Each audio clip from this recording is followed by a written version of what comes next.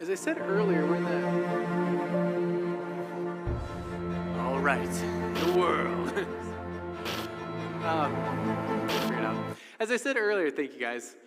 We're in the middle of a sermon series called Destroying Distractions. And this is a series where in the midst of a world that is constantly saying, look here, give your attention here, spend your money here, do all of these things that are constantly vying for us. We're looking at different practices, different disciplines, different rhythms and habits that can center us in the reality of God and draw us closer to his son, Jesus. So in this series, we've been looking at a variety of things. We've been looking at Sabbath and the role of rest in our lives. We've been looking at prayer and meditation and fasting and confession. And today we're talking about another discipline that, at least at face value, doesn't really seem like a discipline. But today we're talking about generosity. We're talking about how we give. Now, like I said, it doesn't feel like a discipline at first. It feels like maybe more of an attribute, like, oh, they're a generous person. But generosity is one of those things that we need to be trained on because it doesn't come naturally in our fallen state. So just look at a baby, for instance, right? A baby, all it knows how to do is communicate, I need something. Baby just cries. I have a dirty diaper. I need sleep, whatever it is. I'm hungry. And then when you have a kid, right? So kids, again, their default in our fallen human nature is just to focus on what do I need, right? They need to be taught how to give, how to share. This is why kids are constantly taking stuff from each other. Or if you were like me, when you were a kid, you had cake and you'd get a piece, and then you would like compare your size of cake to your brother's size of cake to make sure that they weren't getting a bigger piece of cake.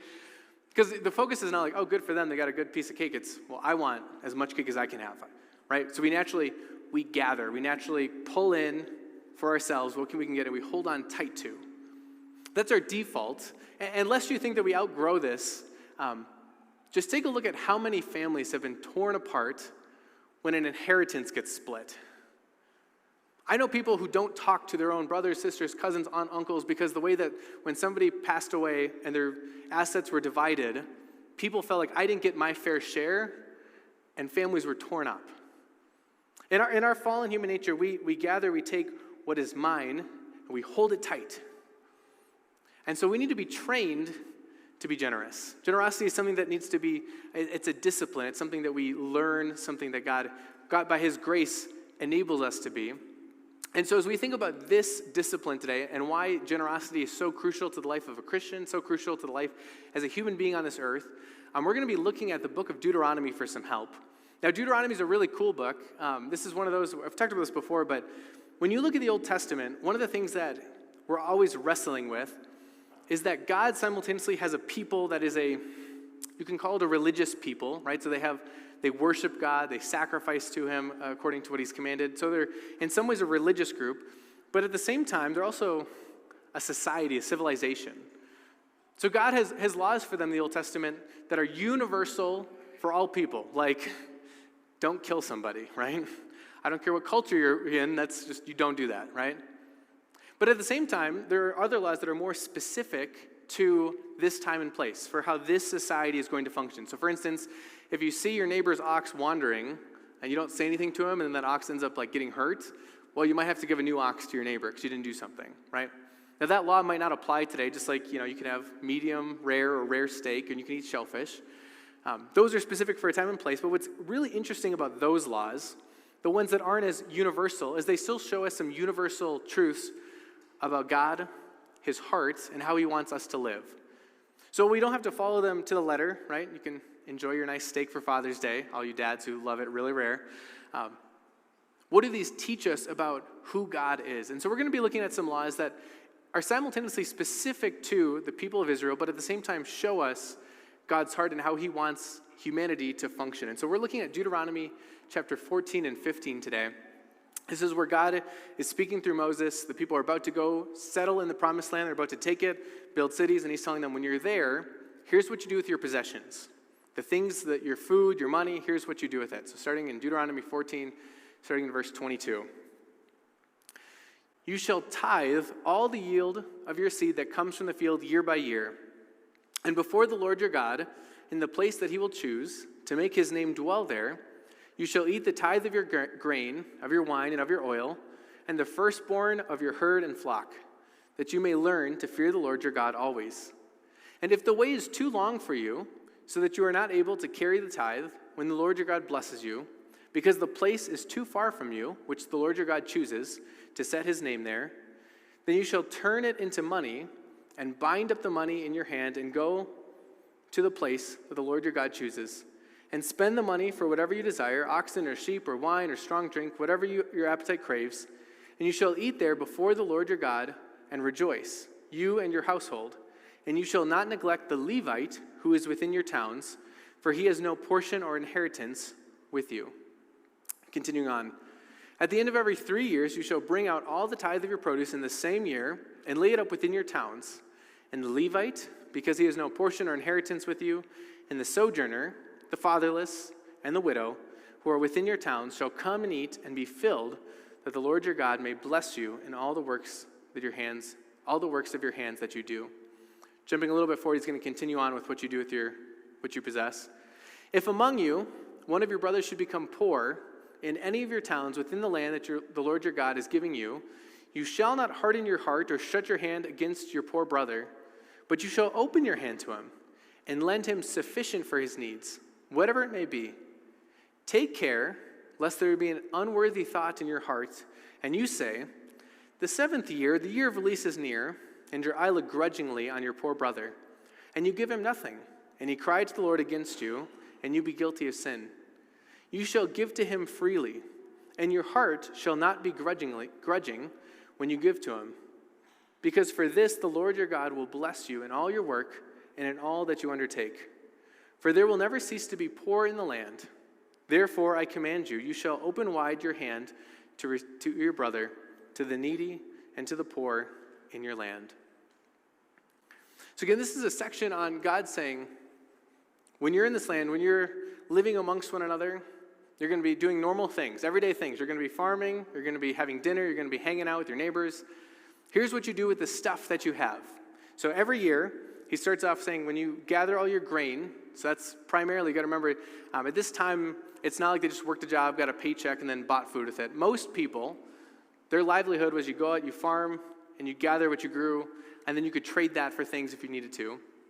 But you take what you've gathered, basically your possessions, your wealth, whatever you want to call it, your income, and right off the bat, you take a tenth of it, and you bring it to what God says is the place that he's going to make his name dwell. So this is the place, the center place of worship for the people. So originally, it's the Ark of the Covenant and the tabernacle, which is this tent that they'd move around. Eventually, it becomes the temple, where God makes his name dwell. We know as Christians now, it's no longer a specific place, but it's wherever and whenever Christians gather. And so the place where God's made his name dwell is amongst us. Jesus says, where 2 or 3 are gathered, there I am. So God commanded right off the bat, before you do anything else, before you calculate or you spend or you eat, take the top 10% right off the bat and bring it to the tabernacle, to the temple, right? Don't neglect the Levite. And so the Levites were a special tribe that was set aside. They didn't get to farm their own. They didn't get to do all the other things. Their job was to make sure that the corporate worship life of the people of God ran appropriately. So you had Levites who played instruments. You had Levites who led in scripture reading. You had Levites who did the sacrifices. You have all these Levites who help in the corporate relationship of God's people and God. So bring it to the temple, take care of the Levites, and it's this group, communal, chipping in. We're all putting it together to celebrate and to give to God. So at its heart of it, it's this acknowledgement that what I just grew and produced this year, all of my work and my toil, what I received is a gift from God. And so this is why when we talk about giving here, we'll talk about giving back what God first gave us. This is what God gave me. And so before I do anything else, I'm going to give some of it back, right? So for the people of Israel, 10% right off the bat. Before you do anything else, 10%. And so the first component you see in giving here in chapter 14 is this idea that God desires for us to give back, give to our corporate life as believers together. This is when we talk about giving as a community here, right? So if we want to be a community that continues to carry out the mission of God to this neighborhood, to this city, with one another, we contribute towards this together. So that's the first part. But then he has this other section where he talks about giving to your brother in need. Now notice he's already said, imagine you're looking at your finances. He's already said you take off the first 10%, and now you see somebody in need, make sure to take care of them too. And God, it's really fascinating. He's a bit of a realist here because he acknowledges that in this lifetime, before Jesus returns, there will never cease to be poor in the land. will never cease to be poor. Jesus says the same thing, right? It's a reality in this broken world. There are always going to be people who have need, who have very little. And so knowing that, be prepared that when one of your brothers should become poor, if somebody is in need, make sure to give to them. Again, our human tendency is to close up, to gather, and to hold on tight. And he's saying, you shall open wide your hands to your brother. So rather than holding on to, open wide. I want to point out too, God knows the heart of every person. And so notice what he does here. He talks about if there's an unworthy thought in your heart and you say the seventh year, the year of the release is near. So one of the really interesting things that God had set up is that in their society, the way that God had designed it, is that every seventh year would be a Sabbath year. So if our week has a Sabbath day, right, so the seventh day, every seventh year, there would be a year where you'd let the land rest. So you don't farm, you don't till, you don't do all that. You just take whatever grows naturally. And as part of this special year of rest, anyone who owed money amongst the people of Israel, their debt was just forgiven, just wiped out like that every 7 years. So God is already acknowledging that there's a temptation here. Let's say I see my brother in need. I could lend him some money. They also wouldn't let them charge interest. So if I give him $20, I'm only getting $20 back. But I'm thinking, you know what? Man, the seventh year is next year. I don't know if he's going to pay me back all that. And then I have to forgive the rest of the debt. I don't know if I want to give him some money because I might not see that money back. And here's what God is already picking up on is no matter what, when it comes to giving, whether it's giving to our corporate life as a church, whether it's giving to somebody in need, you will always find a reason not to. You will always find a reason not to.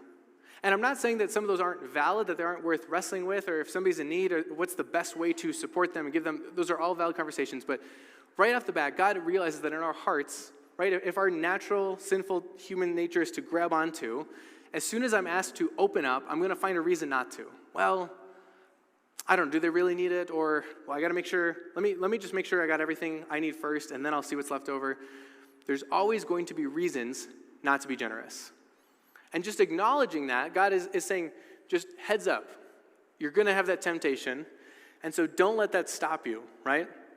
Don't let that stop you from being generous. Given that there's this propensity to say, all right, well, maybe, I don't know, do they really need it?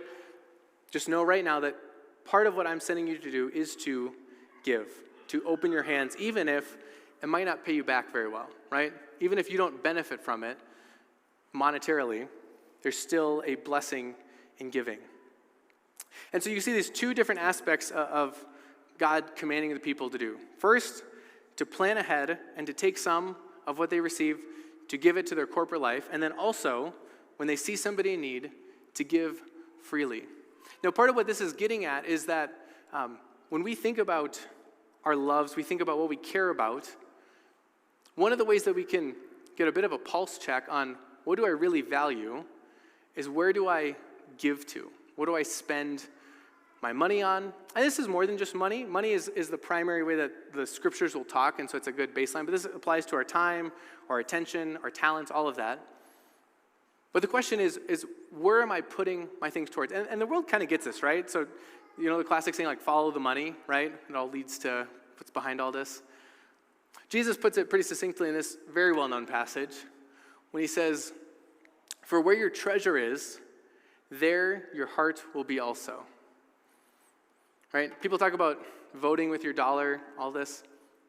The idea is if you want to just to check on what are the things that I'm functionally valuing, you can look at where am I putting myself towards? What am I giving my time? What am I giving my attention? What am I giving even my money towards? Right? So you think about it, it's really easy to say, I really support that cause. Yes, you go, I love it. But then as soon as it's like, all right, then can you financially back it? It's like, whew, I don't know if I support it that much. It's a different level. It's not much stakes to say, yes, I like that, or I love that, or I believe in that. It's a different level of commitment to say, yes, I believe in it. So you can tell, like, when somebody cares about somebody, right, they give maybe a gift, and they might not have a lot. So maybe this gift is a small gift, but that very act can be a way of showing love.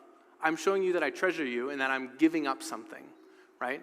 It's a sacrifice of something. So there's a bit of a heart check here to examine where is my heart. You can follow it through where am I putting my treasure, where am I putting what I've been given towards. But what's really cool is it also works the other way. Because like a lot of disciplines, we learn to love things. I've given the example of running a million times. When I first started running, I hated it. People would ask me for years, do you like running? And I was like, no, I despise it. Like, why do you run every day? I don't know, because my friends run, okay? After 2 years, I learned to love it. And now I've said this before, but I'll just the air will be right outside, and I'm like, I need to go for a run. So there's this beautiful thing too when we train ourselves to love something. This is why as a kid, right? Sometimes if you're a parent, you give your kid, you buy them, the ice cream truck comes, you buy 2 ice creams and you say, here, you take one, and I want you to give this to that kid. Now as a parent, you could just give it to the other kid. But there's something being trained and taught about giving. My parents, I loved it when we were kids. In church, they would, they had checks for their offering, but then they would always quickly pull out change to give us kids. And there was 5 of us. They're just chucking money at us, quick, throw this in the plate. And we're getting pelted by quarters. But it was teaching us to give. And the reason for this is because it's actually good for us. See, this is one thing I want to point out. This was in our Deuteronomy passage, right? So you tithe from all the yield. So you take a tenth of all that you have and you give it. But what's the reason for this? You eat this tithe of your grain, your wine, everything you're given, that you may learn to fear the Lord your God always. See, there's something about giving that teaches us to fear and trust and love God. There's something about giving that draws us closer to Him, because the very act of giving is a trust exercise, but it's also an acknowledgement. So for instance, anything that we have is really icing on the cake. Here's what Paul says for his baseline. Paul, the apostle, this great figure of faith, here's what he said he needed to be content in life. But godliness with contentment is great gain, for we brought nothing into the world, and we cannot take anything out of the world. But if we have food and clothing, with these we'll be content. So for Paul, he says, I got food, I got clothes, I'm good. So the exercise of giving is a training and reminding ourselves, this is all I really need. And that means that everything I have above that, wow, how cool. What a gift. Stephen referenced this passage earlier, but this is the way James puts it. He says, every good gift and every perfect gift is from above, coming down from the Father of lights. See, this is at the heart of generosity, more important than even our generosity. The idea of generosity, the idea of giving, should draw us closer to the fact that God, by His very essence, is giving.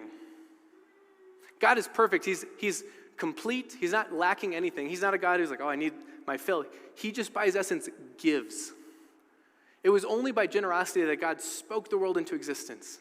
It was by generosity God said, you know what, I want to fill the sky with stars that you can marvel at and that sailors can navigate with. It was by generosity God said, I'm going to put these beautiful trees out there, and they're going to change colors in the fall. It's going to be breathtaking. It was by generosity that God allowed you to be conceived and born. He allowed you to grow, and by generosity, He gave you dad or a mother, gave you siblings. Every breath you take is a gift from God. Every person who knows your name is a gift from God. The chance to use your brain, the chance to feel anything, the chance to live in this world is a gift from God. And when this world went off the rails, and when we in our selfish human nature closed off, wanted what's for us, and God said, I want to make things right, He was willing to give anything. He sent prophets, He sent people to speak His word, He sent all these signs, and eventually He sent His Son. And He didn't just send His Son, which He did, and He didn't just glorify His Son, which He did, but He gave His Son. Right, those well-known words, John 3:16, for God so loved the world that He gave His one and only Son, so that whoever believes in Him might not perish but have eternal life. So the beautiful thing about generosity, the beautiful thing about God is that He is a giving God, and Jesus was willing to give anything. He came to this world to give glory to His Father. He came to this world to give hope to the world, and ultimately, He came to give His life. So while we close off, we clench, we hang on tight to what we have, Jesus opened His arms wide and said, take everything. Take even me. And He rose to show that it is in this giving that He gave to us that true life and hope are to be found. So when we think about generosity, you first and foremost, you have to think and realize that generosity is who God is. He is a God that gives. He gives to his world and he gives to you. He gave his son. He continues to give you his word, his forgiveness. He gives you his gifts in baptism and in communion. He gives you all of it simply out of love. What did you deserve? What did you do to deserve to be born? What did you do to deserve Jesus to die for you? Nothing. But God just gives. And so the beautiful thing when we think about generosity now is that we have a chance to be an extension and an outpouring of God's own generosity. You see, the church itself is called to be this extension of God's gracious giving. So if God is a giving God who gives freely without merit, we now as a people are people who give without merit, without worthiness. Most of the people in need, some people, you could say, oh yeah, they deserve some help. A lot of people don't. God doesn't care. He says, give. This is one of the reasons why we as a congregation too, we also give. So what we receive here as a congregation, we continue to give to groups that help people, humanitarian efforts, ministries. We give to other groups. It's also a trust exercise for us as a church. It's a trust exercise for us as individuals. But we get to be the outpouring of God's graciousness. This is what's so beautiful. If you think about God's command to give a tithe, what does that imply to the people? I'm already giving you more than you need. If I'm telling you from the outside, you don't need that top 10%, like, that's how abundantly I'm blessing you. And you notice that God could just rain down food for people. Like, if somebody's hungry, God could choose to make chicken fall from the sky. Wouldn't that be cool? And he did that with quail, actually, at one point. I don't know how it tasted. He could just, when somebody's thirsty, he could just shoot water out of a rock, which he's done. And yet, when he was setting up the society in Deuteronomy, he said, you know how I'm going to provide for those people? You know I'm going to provide for your corporate worship living? I'm going to use you. So when somebody's praying, God, please give me food, sometimes you are the answer to that prayer. When somebody prays, God, continue to help your ministry flourish and work here, you are part of that prayer. And so we get to be this extension of God's gracious giving. And being in step with that, this is what's so beautiful. This is why the Apostle Paul, when he's talking to elders, he'll quote Jesus. He says this, in all things I have shown you that by working hard in this way we must help the weak and remember the words of the Lord Jesus, how he himself said, it is more blessed to give than to receive. So Jesus says it's more blessed to give. Why? Because I'm drawing closer to God. Because I'm actually being an extension of God's own gracious giving. Right? I'm being part of the blessing to the world. Because I'm being reminded of what truly matters. Right? A lot of the things, past food and clothing, it's not that they're unimportant, but they don't matter the same. And so the blessing of actually giving, the blessing of pouring forth and being generous, Jesus himself will say it's more blessed to be in that camp. Is it a blessing to receive? Yes. But it's even more of a blessing to give. So as we think about this, I want to just conclude with a couple thoughts. I want to highlight that generosity involves both intentional and impromptu giving.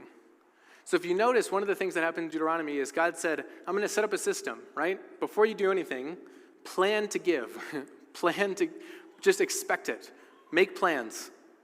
And then he also says, oh, and also you might notice that your next door neighbor at some point has a need. Be ready to meet that need. So there's this beautiful blend of planning, intentional giving towards others, and then also the willingness to be impromptu as the need arises, right? To be prompted. It's impromptu. And if you notice, these are actually connected too. Just like anything, when you train something, you're more prepared and ready. So for instance, it's one of the things we talked about with the creed, right? You train by saying the creeds, so you're ready to give a defense for the hope that's within you. Or if you're lifting weights, right? I bench press, which allows me to bench press more, but it also allows me to have the strength when I need to step in and do something, I have more strength to accomplish it. So by planning, by being intentional, you're actually training your heart to be more prompted and ready to give. It's this beautiful relationship that we have. And so all of this, again, this generosity flows from God, because this is a God who intentionally gives all things. He sends the rain, he sends the sun. And when prompted, when the world fell and sin entered this world, he answered that impromptu by sending his son Jesus to die for us. And so our generosity flows from that. It's like John, how he says in 1 John, we love because he first loved us. Same thing as generosity. We give because he first gave to us. And so here's just something to challenge you to reflect on. I want you to think about this, to pick a time, and I mean right now, so think in your head, when you as an individual or as a household can sit down and evaluate and think through where you can start training in generosity. Where can you start giving? I say that because I don't expect you to break out a spreadsheet during this next song. I realize that. But this is one of those things that, again, sometimes it becomes really easy to think about and then forget. So pick a day this week, Tuesday night, I don't know, whenever it works for you, and think about how am I giving to the people around me, how am I giving to ministry, whatever it might be. And here's an encouragement. You can start small, right? This is like training. If you want to go run a marathon, don't run 26 miles tomorrow. Start with a block or two. So what ways can I train in generosity? Is there some way that I can start giving intentionally to train myself? And then when you do this, also pick a check-in day. A month from now, 4 months from now, notice like, I started to give a little bit, and now actually, it's not as stressful as I realized. And I want to leave you with this encouragement too. You don't need to have enormous swaths of wealth to be generous. Generosity is not like a dollar amount. It's not, once you reach this point, then you can be generous. Right? This is why Jesus holds up people who have very little as the most generous. So I've been there when you're like, geez, don't have much. This is why you start small. What are ways that, pick a time this week when you can just think through, how are we giving to whatever cause, whether it's here at church, whether it's to other people in need, and what are ways that we want to try and grow in this? Because it is more blessed to give than to receive. It is a blessing to be able to be God's outpouring of love and provision to those around you. So I encourage you to pick a time this week, think of it now, maybe in the car ride home, talk to your spouse or something and pick that day, to reflect on, to plan. But again, never forget that all of this is ultimately to point us to the one who did not hold back, but open-handed gave freely. May we rejoice in his gracious provision at all times. In Jesus' name, amen.